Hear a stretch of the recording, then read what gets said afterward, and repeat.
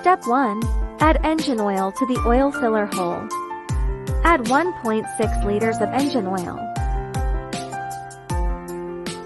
The oil volume should be filled up to this position on the scale. Then tighten it securely. Step 2. Push the accelerator to the run position. Step 3. Fill up with diesel. There's an important oil release procedure involved.